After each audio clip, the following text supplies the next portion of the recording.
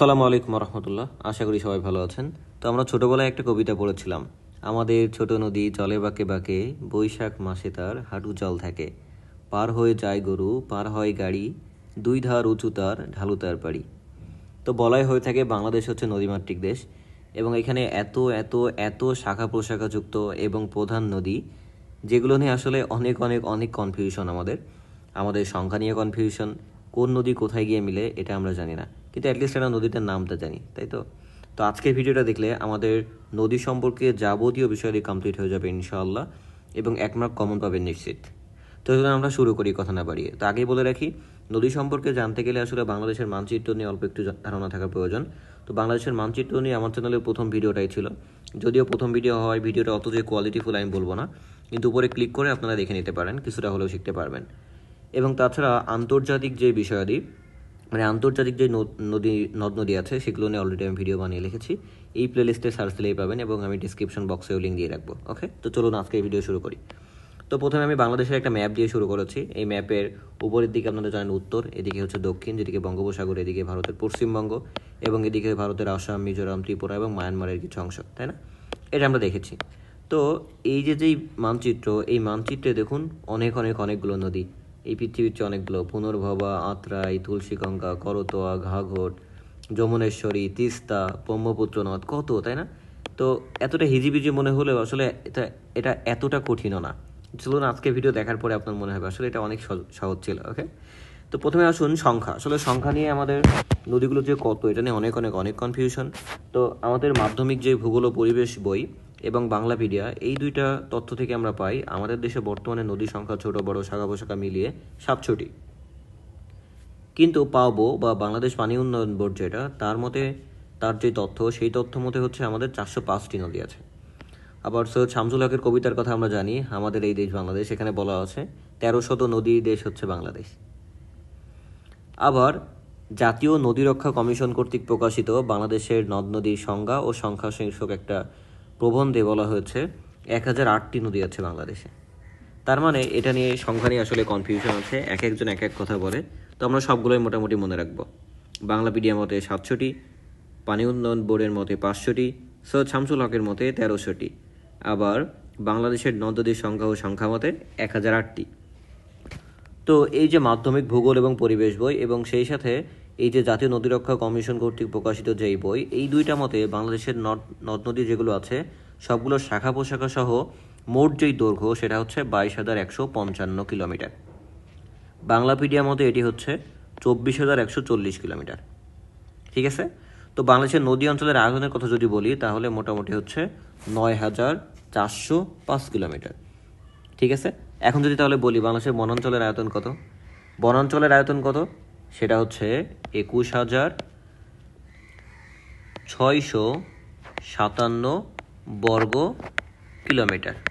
এটা জানা হয়ে গেল এক্সট্রা একটা তথ্য আমাদের। ওকে, তার মানে বাংলাদেশের যে নদ নদী, এই নদ নদী বা নদী অঞ্চলের মোট আয়তন হচ্ছে 9,405 কিলোমিটার। এখন কিছু আছে নদী যেগুলো হচ্ছে আমাদের বাংলাদেশ, ভারত এবং বাংলাদেশ মায়ানমার সীমান্তে অবস্থিত। তো যেই নদীগুলো এই সীমান্তে অবস্থিত বা দুই দেশের মধ্যে অবস্থিত, এদেরকে আমরা বলি হচ্ছে আন্তঃসীমান্ত নদী বা ট্রান্সবাউন্ডারি রিভার। ওকে, ট্রান্সবাউন্ডারি রিভার,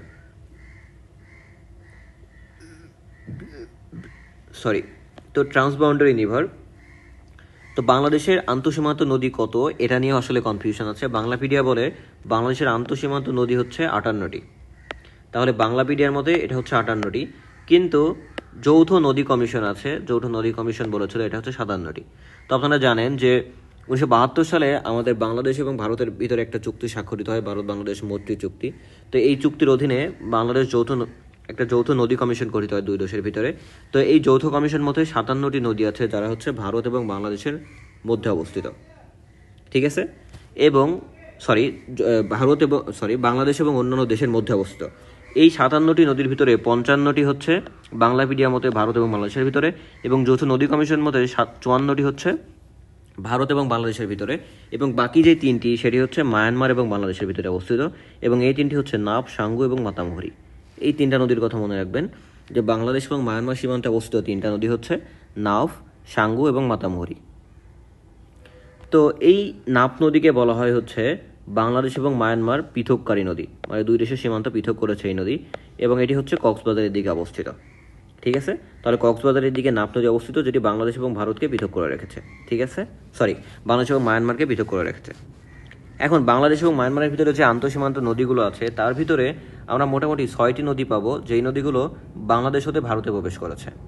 তো এই 6টি নদী হচ্ছে বেতনা কুদালিয়া, যেটা হচ্ছে আমাদের এই ঝিনাইদহ চুয়াডাঙ্গা অঞ্চলে অবস্থিত। আত্রাই, এটাও এই ঝিনাইদহ চুয়াডাঙ্গা অঞ্চলে অবস্থিত। তারপরে পুনর্ভবা, তেঁতুলিয়া, টাঙ্গন, কুলকি বা কুলিক, ওকে, কেউ কেউ বলে কৌলিক, কেউ কেউ বলে হচ্ছে কুলিক। তো এই কুলিক নদী বা কোকিল নদী, কেউ কেউ মনে করেন যে বাংলাদেশ থেকে ভারতে প্রবেশ করা শুধুমাত্র একটা নদী আছে, সেটা হচ্ছে এই কুলিক বা কোকিল। ঠিক আছে, তো এই কুলিক বা কোকিল কেউ কেউ মনে করে যে একটি নদী আছে যেটা হচ্ছে বাংলাদেশ থেকে ভারতে প্রবেশ করেছে, কিন্তু অ্যাকচুয়ালি এটা হচ্ছে 6টি। ঠিক আছে, এটা মনে রাখবেন যে 6টি নদী বাংলাদেশ থেকে ভারতে প্রবেশ করেছে। তো এই 6টির মধ্যে আবার 3টা নদী আছে, একটা হচ্ছে বেতনা কোদালিয়া, আত্রা এবং পুনর্ভবা। এই যে 3টা নদী, এই 3টা নদী প্রথমে বাংলাদেশ থেকে ভারতে গেছে, আবার ভারত থেকে বাংলাদেশে ফিরে এসেছে। তার মানে পাথওয়েটা কীরকম, বাংলাদেশ থেকে ভারতে, আবার ভারত থেকে বাংলাদেশে ফিরে এসেছে। এই রকম নদী আছে তাহলে 3টা, বেতনা কোদালিয়া, আত্রাই এবং পুনর্ভবা। আর 2টা নদী আছে যার নাম হচ্ছে নাগর এবং ডাহুক। এই নাগর এবং ডাহুক, এই 2টা নদী হচ্ছে ভারত থেকে বাংলাদেশে এসেছে, আবারও বাংলাদেশ থেকে ভারতে চলে গেছে। ঠিক আছে, আরেকটা নদী আছে মহানন্দা নদী। মহানন্দা নদী আবার 4বার দিক পরিবর্তন করেছে। প্রথমে সে ভারত থেকে বাংলাদেশে এসেছে, তারপরে বাংলাদেশ থেকে আবার ভারতে গেছে, ভারত থেকে আবারও সে বাংলাদেশে ফিরে এসেছে। তার মানে একটাই নদী পায় যেগুলো হচ্ছে ভারত থেকে বাংলাদেশে এসেছে, আবার ভারতে গেছে, আবার বাংলাদেশে ফিরে এসেছে। এবং ভারত এবং বাংলাদেশের একদম সীমানা ঘিরে একটা নদী আছে যার নাম হচ্ছে হাড়িয়াভাঙা, আমাদের সাতক্ষীরার দিকে অবস্থিত সুন্দরবন এলাকায়। ঠিক আছে, তাহলে এই ছিল মোটামুটি হচ্ছে আন্তঃসীমান্ত নদী। এখন আসুন প্রধান প্রধান নদ নদীগুলো, যেটা নিয়ে আমাদের মেইনলি কনফিউশন হয় যে আমাদের নদীগুলো কোথায় শুরু, কোথায় শেষ, কোথা থেকে উৎপত্তি হচ্ছে, এটা নিয়ে আসলে কনফিউশনের শেষ নেই। তো চলুন এটা নিয়ে আমরা আজকে দেখি। তো প্রধান নদী বলতে আমরা এই নদীগুলো নিয়ে মেইনলি আলোচনা করব। আমাদের নদীর ভিতরে আমাদের পড়বে প্রধান নদীর ভিতরে পদ্মা, মেঘনা, যমুনা, ব্রহ্মপুত্র, কর্ণফুলী, তিস্তা, এইগুলো নিয়ে মেইন আমাদের আলোচনা, এবং ছোট ছোট নদী নিয়ে আমরা আলোচনা করব। তো যাতে সময় নষ্ট না হয় এই কারণে আমি আগে থেকে একটা ছবি আঁকিয়ে রেখেছি। তো এটা হচ্ছে বাংলাদেশেরই ম্যাপ, আপনারা চাইলে আঁকাতে পারবেন, খুব ইজি। তো এটা যাতে সময় নষ্ট না হয় আমি আগে থেকে আঁকিয়ে রেখেছি, এবং নদীর গতিপথগুলোও দেখিয়ে রেখেছি। একটু ইজি বিজি মনে হতে পারে, কিন্তু আমি সহজ করে দিচ্ছি আপনাদেরকে, কোনো সমস্যা নেই। তো এই রংটা নিই, ওকে। তো প্রথমে আমরা তাহলে পদ্মা নদী দিয়ে শুরু করি। আপনারা জানেন পদ্মা নদী যেখানে উৎপত্তি হয়েছে, এই উৎপত্তিস্থল হচ্ছে আমাদের হিমালয়ের গাঙ্গোত্রী হিমবাহ। তাহলে গাঙ্গোত্রী হিমবাহ, এই গাঙ্গোত্রী হিমবাহে উৎপত্তি লাভ করে এটি গঙ্গা নামে ভারতের ভিতর দিয়ে চলাচল করেছে। তাহলে এইটাই হচ্ছে গঙ্গা। তাহলে গাঙ্গোত্রী হিমবাহ থেকে উৎপত্তি লাভ করে গঙ্গা নামে হচ্ছে ভারতের ভিতরে এটা চলে গেছে। এবং বাংলাদেশের যে চাঁপাইনবাবগঞ্জ, আমাদের রাজশাহীর অঞ্চলে যে চাঁপাইনবাবগঞ্জ, এই চাঁপাইনবাবগঞ্জ দিয়ে এটি বাংলাদেশের ভিতরে প্রবেশ করেছে, এবং প্রবেশ করে এটার নাম হয়ে গেছে পদ্মা। তার মানে গঙ্গা ভারতে, এবং একই জিনিস মানে একই নদী বাংলাদেশে প্রবেশ করে সেটার নাম হয়ে গেছে পদ্মা। এই পদ্মা নদী এদিকে চলতে চলতে আলটিমেটলি আরেকটা নদী যমুনা, এই যমুনার সাথে আমাদের যে গোয়ালন্দ আছে রাজবাড়ির, এই গোয়ালন্দে রাজবাড়ির গোয়ালন্দে এইখানে হচ্ছে আমাদের যমুনার সাথে এই পদ্মা মিলিত হয়েছে। মিলিত হয়ে পদ্মা নামেই এটি আলটিমেটলি গিয়ে চাঁদপুরে মেঘনার সাথে তার যে পানিগুলো আছে সেগুলো দিয়ে দিয়েছে। তার মানে কি মিলিত হয়েছে, তাই না? তার মানে আমরা দেখলাম যে পদ্মা উৎপত্তি লাভ করেছে গাঙ্গোত্রী হিমবাহ থেকে, তারপরে সেটি চাঁপাইনবাবগঞ্জ দিয়ে বাংলাদেশে প্রবেশ করে পদ্মা নাম ধারণ করেছে, তারপরে সেটি গোয়ালন্দ রাজবাড়িতে যমুনার সাথে একসাথে হয়ে গেছে, এবং আলটিমেটলি এই পদ্মা চাঁদপুরের কাছে গিয়ে মেঘনার সাথে মিশে গেছে, এবং মেঘনা দিয়েই তার পানিগুলো বঙ্গোপসাগরে পতন করেছে। ঠিক আছে, তাহলে পদ্মা আমাদের হয়ে গেল। এখন আসুন দ্বিতীয় আমরা যেটা জানবো সেটা হচ্ছে মেঘনা। এখন মেঘনা সম্পর্কে জানতে গেলে আপনারা জানেন যে আমরা এই দিকটা চিনি, তাই না? এই দিকটা আমরা যখন প্রথম পেজটাতে যখন আমি আপনাদেরকে ম্যাপ দেখালাম তখন কি দেখালাম, এই দিকটাতে আমাদের হচ্ছে আসাম অবস্থিত, তাই না? আসাম অবস্থিত। তো এই আসামের একটা পাহাড় আছে, নাম আছে লুসাই পাহাড়। এই লুসাই পাহাড়ে একটা নদী উৎপত্তি লাভ করেছে যার নাম হচ্ছে বরাক। ঠিক আছে, এই বরাক নদী লুসাই পাহাড়ে উৎপত্তি লাভ করে বাংলাদেশের দিকে চলে এসেছে এবং এসে বাংলাদেশে প্রবেশের আগে এটা দুইটা ভাগে ভাগ হয়ে গেছে। একটা নাম ধারণ করেছে সুরমা, আর একটা হচ্ছে কুশিয়ারা। এই সুরমা এবং কুশিয়ারা দুইটা নদী প্রবেশ করেছে সিলেট দিয়ে বাংলাদেশের ভিতরে এবং আলটিমেটলি সিলেটের ভিতরে অল্প একটু গিয়ে আমাদের হবিগঞ্জের আজমেরিগঞ্জ, এই যে এই অঞ্চল আজমেরিগঞ্জ, যেটা হবিগঞ্জ জেলার ভিতরে অবস্থিত, এইখানে এই সুরমা কুশিয়ারা মিলিত হয়ে গেছে। মিলিত হয়ে নতুন যে স্রোত শুরু হয়েছে, এই স্রোতের নাম হচ্ছে কালনী। ঠিক আছে, বুঝে গেল? তার মানে আসামের লুসাই পাহাড়ে উৎপত্তি লাভ করেছে বরাক নামে, সেই বরাক বাংলাদেশে প্রবেশের আগে, সিলেটে প্রবেশের আগে সুরমা কুশিয়ারা দুইটা ভাগে ভাগ হয়েছে। এই সুরমা কুশিয়ারা পুনরায় মিলিত হয়েছে আজমেরিগঞ্জ হবিগঞ্জে, সেইখানে তাদের মিলিত স্রোতের নাম হয়ে গেল কালনী। এই যে কালনী, এই কালনী ব্রহ্মপুত্রের একটা শাখা, পুরাতন ব্রহ্মপুত্র। এই পুরাতন ব্রহ্মপুত্রের সাথে আমাদের ভৈরব কিশোরগঞ্জ এখানে মিলিত হয়েছে। মিলিত হয়ে নতুন যে জলধারা সৃষ্টি করেছে এর নামই মেঘনা। তার মানে এটা হচ্ছে আমাদের মেঘনা নদী। ঠিক আছে, তাহলে মেঘনা উৎপত্তি লাভ করলো কি করে? একদিক থেকে সুরমা কুশিয়ারা মিলিত হলো, হয়ে কালনী নামক একটা স্রোত তৈরি করলো। অন্যদিকে আমাদের ব্রহ্মপুত্র যেটা আছে, ব্রহ্মপুত্রের মানে পূর্ববর্তী যেই স্রোতধারা, মানে পুরাতন ব্রহ্মপুত্র, সেটার সাথে মিলিত হয়ে মেঘনা নামে বঙ্গোপসাগরে আলটিমেটলি পতিত হয়েছে। ঠিক আছে, তাহলে এটা ছিল মেঘনা নিয়ে, এই যে মেঘনা নামে বঙ্গোপসাগরে পতিত হয়েছে। গেল, তাহলে আমাদের দুইটা নদী হয়ে গেল বড় বড়। এখন আসুন আমরা যমুনা নদী নিয়ে জানবো। তো যমুনা নদী কোথা থেকে উৎপত্তি লাভ করেছে? যমুনা নদী আসলে উৎপত্তি লাভ করেছে আমাদের ব্রহ্মপুত্র থেকেই। তো যমুনা নদী চলুন একটু ব্রহ্মপুত্র নিয়ে জেনে নিতে হলে। ব্রহ্মপুত্র নদীটি এই যে এই অঞ্চলটা, এটা কোন অঞ্চল? এটা হচ্ছে তিব্বত, মানে চীনের দিকে, তাই না? এই তিব্বতের একটা কৈলাস শৃঙ্গ আছে, কৈলাস শৃঙ্গে একটা হ্রদ আছে, নাম হচ্ছে মানস সরোবর। এই তিব্বতের কৈলাস শৃঙ্গের মানস সরোবরে একটা নদী উৎপত্তি লাভ করেছে আমাদের ব্রহ্মপুত্র। এই ব্রহ্মপুত্র নদী উৎপত্তি লাভ করে তিব্বতে এটার নাম হচ্ছে তিব্বতের নাম হচ্ছে সাংপো। তাহলে ব্রহ্মপুত্র নদ তিব্বতের কৈলাস শৃঙ্গের মানস সরোবরে উৎপত্তি লাভ করেছে এবং তার নাম হয়েছে সাংপো। এই সাংপো নদী যখন ভারতে প্রবেশ করেছে, তার নাম হয়ে গেছে ডিহি বা ডিহং।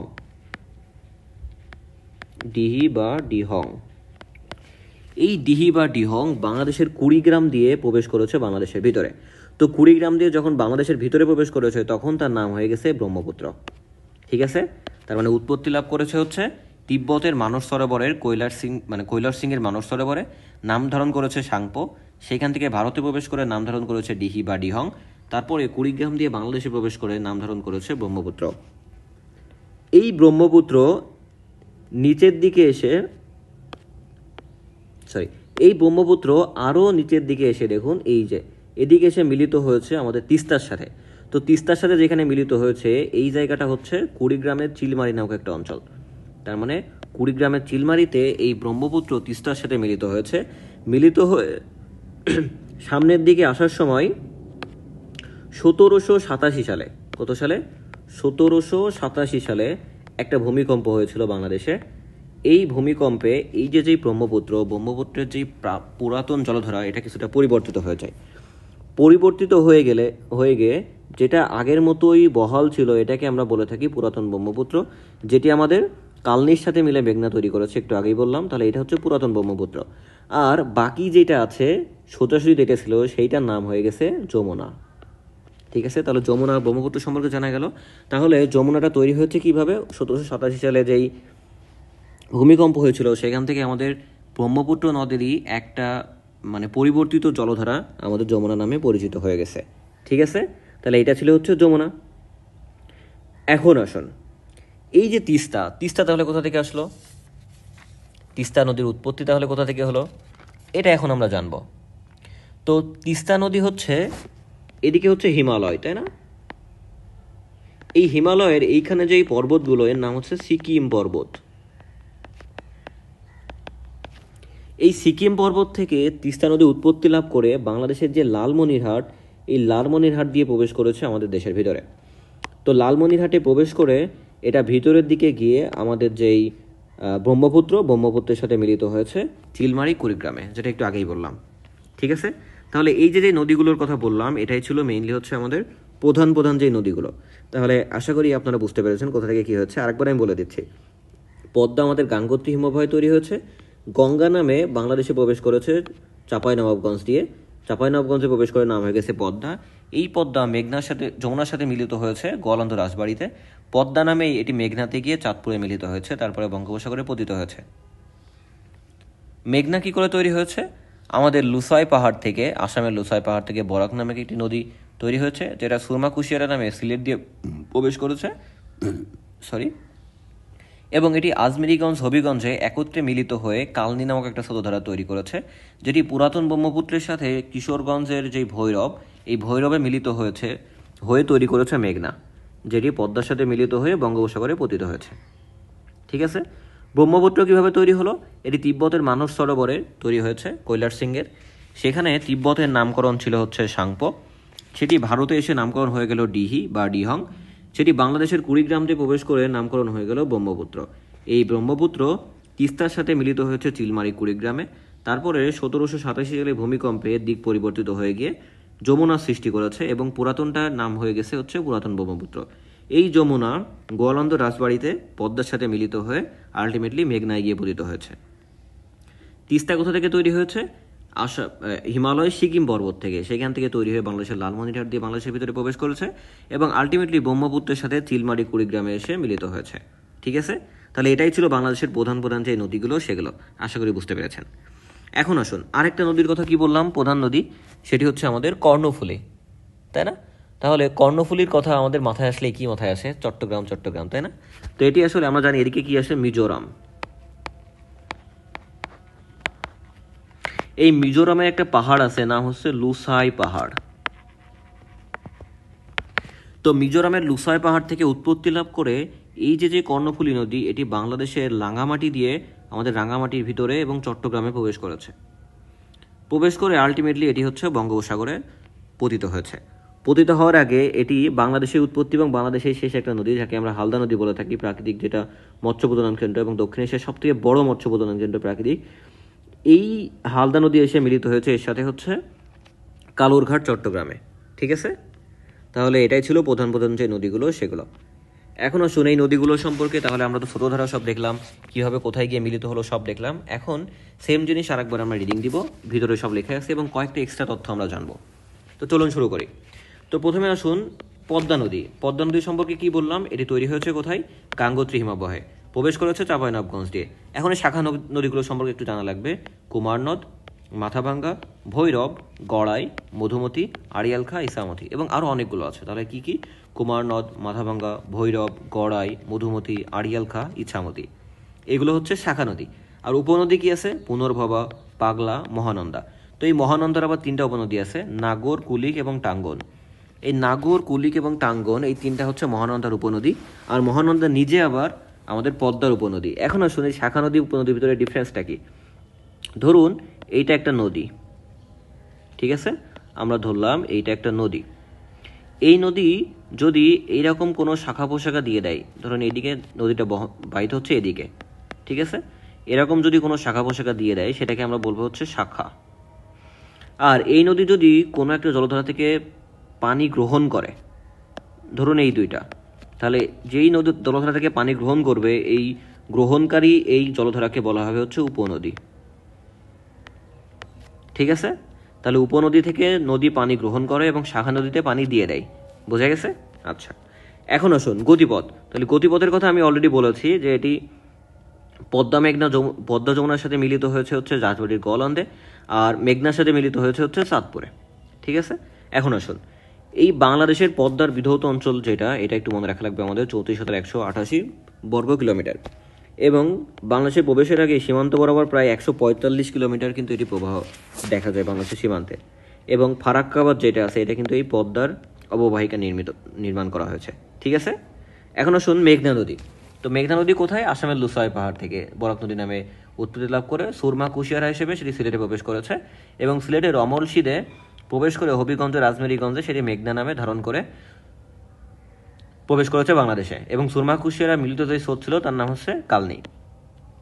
এই নদীর আসলে শাখা নদী সেরকম কিছু দেখা যায় না গুরুত্বপূর্ণ, তবে উপনদী আছে কয়েকটা গুরুত্বপূর্ণ, এই 4টা উপনদী মনে রাখতে হবে আমাদের। একটা হচ্ছে মনু, একটা হচ্ছে বাওলায়, একটা হচ্ছে তিতাস। এই তিতাস হচ্ছে আমাদের বিবাড়িয়ার দিকে অবস্থিত, আর যেটা হচ্ছে আমাদের গোমতী, এটা হচ্ছে কুমিল্লার দুঃখ বলি যাকে আমরা, সেটা হচ্ছে কুমিল্লাতে অবস্থিত। ঠিক আছে, গতিপথ কোথায়? এই মেঘনা নদীর বাংলাদেশের নদীবিধৌত যে গতিপথ, এটা প্রায় 29,785 বর্গ কিলোমিটার, এবং কালনী এবং পুরাতন ব্রহ্মপুত্রের সাথে মিলিত স্রোতের নাম মেঘনা। এই মেঘনায় কিন্তু ভৈরব বাজার কিশোরগঞ্জের সাথে, মানে কালনীর সাথে পুরাতন ব্রহ্মপুত্রে মিলিত হয়ে এই মেঘনাটা তৈরি করেছে, যেটা একটু আগেই বললাম মানচিত্রে। বিশেষ তথ্য কি? টিপাইমুখী বাঁধ যেটা আছে, এই টিপাইমুখী বাঁধ কিন্তু এই সুরমা কুশিয়ারার অববাহিকায় অবস্থিত, এবং মেঘনা কিন্তু বাংলাদেশের গভীরতম, দীর্ঘতম এবং প্রশস্ততম নদী, এবং বাংলাদেশের একমাত্র খরস্রোতা নদীকে কর্ণফুলী। ঠিক আছে, এখন আসুন যমুনা নদী। যমুনা নদী সম্পর্কে বলে ফেলেছি আমি যে এটা আসলে ব্রহ্মপুত্র থেকেই তৈরি হয়েছে, গতিপথ পরিবর্তন হয় 1787 সালে ভূমিকম্পের কারণে। কোথায় তৈরি হয়েছে? জামালপুরের দেওয়ানগঞ্জে। ঠিক আছে, জামালপুরের দেওয়ানগঞ্জে ব্রহ্মপুত্রই ভূমিকম্পের কারণে দিক পরিবর্তন করে যমুনা নাম ধারণ করেছে। তো এই যমুনার একটি শাখা নদী আছে ধলেশ্বরী, আর এই ধলেশ্বরীর শাখা নদী আবার হচ্ছে বুড়িগঙ্গা। তার মানে শাখা নদী হচ্ছে বুড়িগঙ্গা। যমুনার শাখা নদী ধলেশ্বরী, ধলেশ্বরীর শাখা নদী হচ্ছে বুড়িগঙ্গা। উপনদী কি আছে? করতোয়া এবং আত্রাই। করতোয়া এবং আত্রাই উপরে আমি দেখিয়েছি, আপনাদের একটু দেখিয়ে দিই। এই যে এটা হচ্ছে আত্রাই, এটা হচ্ছে করতোয়া। ঠিক আছে, তাহলে যমুনা থেকে মিলিত হয়েছে আলটিমেটলি, তাই না? তার মানে এটা হচ্ছে উপনদী যমুনার। আচ্ছা, এখন আসুন গতিপথ। গতিপথ আমি অলরেডি বলেছি যে গোয়ালন্দ রাজবাড়িতে এটি হচ্ছে পদ্মার সাথে মিলিত হয়, এবং যমুনা নদীর মোট দৈর্ঘ্য হচ্ছে 205 কিলোমিটার। খুবই ছোট একটা নদী, যদিও নাম অনেক বড়। এই যে এইখান থেকে এই পর্যন্ত এইটুকু হচ্ছে আমাদের যমুনা নদী, তাই না? আচ্ছা, এখন আসুন তাহলে 205 কিলোমিটার হচ্ছে দৈর্ঘ্য, এবং সবচেয়ে বেশি সংখ্যক চর রয়েছে কিন্তু আমাদের যমুনা নদীতে অববাহিকায়। ঠিক আছে, ছোট নদী হলেও সবচেয়ে বেশি চর থাকে যমুনা নদী। এবার ব্রহ্মপুত্র নদ, যেটি তিব্বতের কৈলাস সিংহের বানর সরোবরে উৎপত্তি লাভ করেছে, কুড়িগ্রাম দিয়ে প্রবেশ করেছে। শাখা নদী হচ্ছে বংশী, শীতলক্ষা এবং যমুনা। এই শীতলক্ষাই সেটা, যেটা হচ্ছে আমাদের নারায়ণগঞ্জের ভিতর দিয়ে প্রবেশ করেছে, তাই না? তো প্রধান যে শাখা নদী সেটি হচ্ছে যমুনা, যেটি ওই যে ভূমিকম্পের কারণে তৈরি হয়েছিল সেটা। ঠিক আছে, আর উপনদী কি আছে? একটা হচ্ছে ধরলা, একটা হচ্ছে তিস্তা। দেখুন তিস্তা এবং ধরলা থেকে এটা কিন্তু পানি গ্রহণ করে। ঠিক আছে, তারপরে আসুন গতিপথ। গতিপথ নিয়ে বলেছি যে এটার মিলিত দৈর্ঘ্য, মানে পদ্মায়, যমুনা এবং ব্রহ্মপুত্র, এই দুটো যদি মিলিত দৈর্ঘ্য হিসাব করি, খালি যমুনার হচ্ছে 205, কিন্তু ব্রহ্মপুত্রের সাথে মিলিত যে দৈর্ঘ্য সেটা হচ্ছে 2850 কিলোমিটার। এবং বাংলাদেশে আসা সবচেয়ে দীর্ঘপথ অতিক্রম করা নদী কিন্তু এই ব্রহ্মপুত্র, মানে বাংলাদেশের ভিতরে প্রবেশ করা সব থেকে দীর্ঘতম গতিপথ বিশিষ্ট। কারণ এটা তৈরি হচ্ছে কোথায়? সেই তিব্বতে। তিব্বত থেকে ভারতে গেছে, ভারত থেকে আবার বাংলাদেশে এসেছে। ঠিক আছে, তো ময়মনসিংহের কোতোয়াতলীতে ব্রহ্মপুত্র নদীর উপর কিন্তু বাংলাদেশের প্রথম স্টিলার সেতু নির্মিত হচ্ছে। কর্ণফুলী নদী মিজোরামের দুসাইরা পাহাড়ে তৈরি হয়েছে, এবং এটি এসেছে হচ্ছে রাঙামাটি দিয়ে বাংলাদেশের ভিতরে, চট্টগ্রামের ভিতর দিয়ে এবং রাঙামাটির ভিতরে এর অবস্থান। উপনদী কি আছে? একটা হচ্ছে হালদা, একটা হচ্ছে বোয়ালখালী, একটা হচ্ছে কাসালং। এবং এই কর্ণফুলী নদীর তীরেই কিন্তু অবস্থিত হচ্ছে চট্টগ্রাম সমুদ্র বন্দর, চট্টগ্রামের কর্ণফুলী পেপার মিল, চট্টগ্রামের কাফকো সার কারখানা, এবং ইস্টার্ন রিফাইনারি যে তেল শোধনাগার চট্টগ্রামে, সেটিও কিন্তু এই কর্ণফুলী নদীর তীরেই অবস্থিত।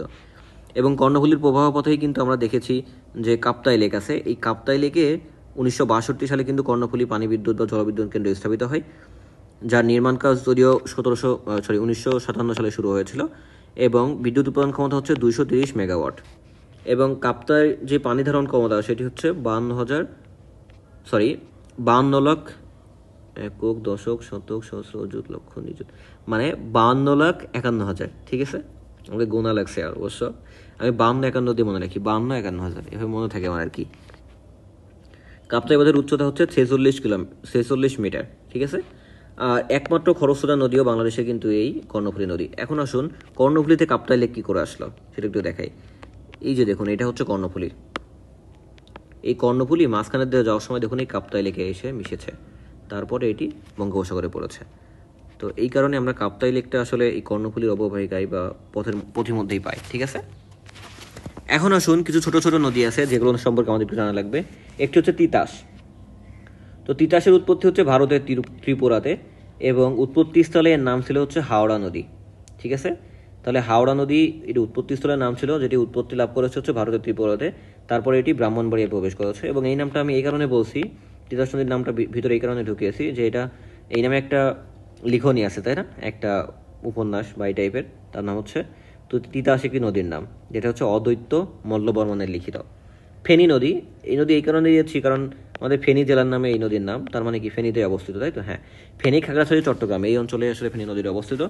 এবং এই ফেনী নদীর একটা বিশেষ গুরুত্ব আছে যে ফেনী নদী কিন্তু সর্বপ্রথম বাংলাদেশ ভারত মৈত্রী সেতু অবস্থিত হয়েছে, যেটি হচ্ছে দক্ষিণ ত্রিপুরার সাবরুম এবং বাংলাদেশের খাগড়াছড়ির যে রামগড় এইখানে অবস্থিত, যেটি মোটামুটি হচ্ছে 1.9 কিলোমিটার দীর্ঘ বিশিষ্ট বা 1.2 মাইল দৈর্ঘ্য বিশিষ্ট। 2021 সালে যার উদ্বোধন হয়। এটা হচ্ছে বাংলাদেশ ভারত প্রথম মৈত্রী সেতু, ঠিক আছে? নাফ নদী, নাফ নদী হচ্ছে বাংলাদেশ এবং মায়ানমার পৃথককারী নদী। মিয়ানমারের আরাকান পাহাড়ে এটার উৎপত্তি লাভ করেছে, যার দৈর্ঘ্য মোটামুটি 56 কিলোমিটারের মতো। হালদা নদী, হালদা নদী হচ্ছে এশিয়ার তথা প্রাকৃতিক মানে বাংলাদেশ তথা এশিয়ার সর্ববৃহৎ প্রাকৃতিক মৎস্য প্রজনন কেন্দ্র। চট্টগ্রামের বাদনাতলি পাহাড়ে এটি উৎপত্তি লাভ করেছে এবং পরবর্তীতে এটি বাংলাদেশেই ভিতরে সমাপ্তি হয়েছে আমাদের কর্ণফুলী নদীতে গিয়ে। তো 2020 সালে কিন্তু মৎস্য প্রাণী সম্পদ মন্ত্রণালয় বঙ্গবন্ধু মৎস্য হ্যারিটেজ ঘোষণা করেছিল এই হালদা নদীকে। পশুর নদী, পশুর নদী হচ্ছে বাংলাদেশের অন্যতম একটি গভীর নদী। 1950 সালে এই পশুর নদীর তীরেই কিন্তু গড়ে উঠেছিল হচ্ছে মংলা সমুদ্র বন্দর, যেটি বাগেরহাটে অবস্থিত। তিস্তা নদী, এটি হচ্ছে হিমালয়ের সিকিম পর্বত থেকে উৎপত্তি লাভ করেছে এবং এটি সিকিম এবং বাংলাদেশের যে উত্তর অঞ্চলে লাইফ লাইন নামে কিন্তু পরিচিত। দৈর্ঘ্য প্রায় 117 কিলোমিটার। আর এই তিস্তার পানি নিয়ে কিন্তু ভারত এবং বাংলাদেশের ভিতরে সবসময় একটা বিরোধ লেগে থাকে।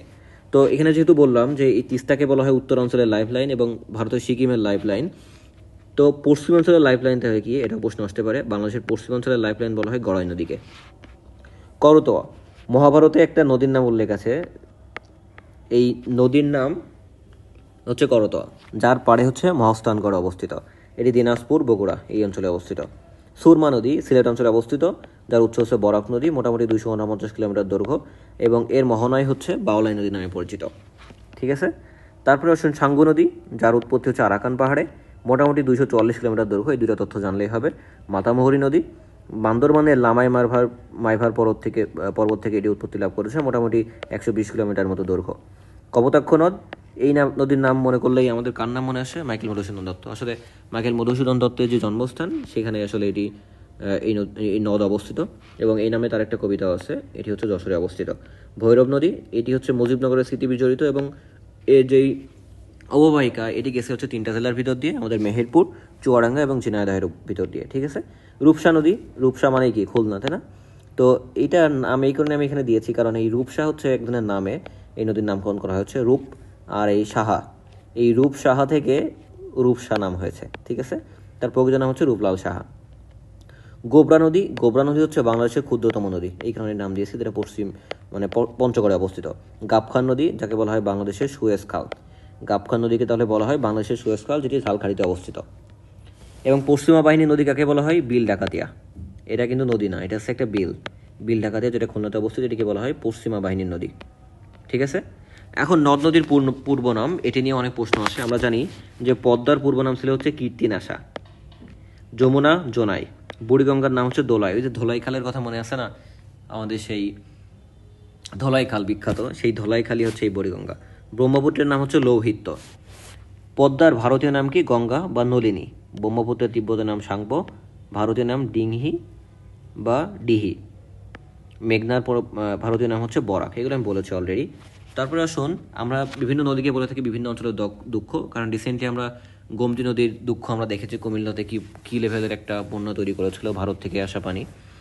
তো এই কারণে কিছু নদী আছে যেগুলোকে বলা হয় দুঃখ, যেমন বাংলার দুঃখ বলা হয় হচ্ছে দামোদর নদীকে। একই আমরা পড়েছিলাম ওই যে আন্তর্জাতিক নদ নদী যখন পড়ি তখন বলেছিলাম হোয়াংহোকে বলা হয় চীনের দুঃখ, এখানে লিখেছিও এই যে এখানে।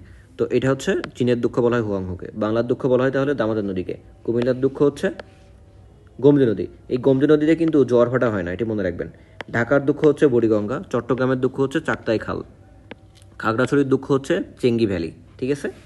এখন আসুন নদী তীরবর্তী স্থান, এইখান থেকেও প্রায় প্রশ্ন আসে। তো এখানে আসলে মনে থাকে কেন জানি, এটা খুবই সহজ, কারণ ঢাকা যে বুড়িগঙ্গার পাশে অবস্থিত সবাই জানে, পদ্মা নদী যে রাজশাহীতে অবস্থিত সবাই জানে, চট্টগ্রামে যে কর্ণফুলী অবস্থা একটু আগেই বললাম, ময়মনসিংহ পুরাতন ব্রহ্মপুত্র, এটা একটু মনে রাখতে হবে। ওই ব্রিজটা দিয়ে মনে রাখতে পারেন, যেটা স্টিলার্স তৈরি হচ্ছে, সিলেট সুরমা কুশিয়ারা, রংপুর তিস্তা, গাজীপুর তুরাগ, এই যে যেখানে ইস্তেমা হয়, কাপ্তাই কর্ণফুলী, চন্দ্রঘোনা কর্ণফুলী, কুমিল্লা তো গোমতী সবাই জানে, বাংলাবান্ধা মহানন্দা, মংলা পশুর, মংলা বন্ধ তো এই পশুর নদীর দিকে অবস্থিত, তাই না?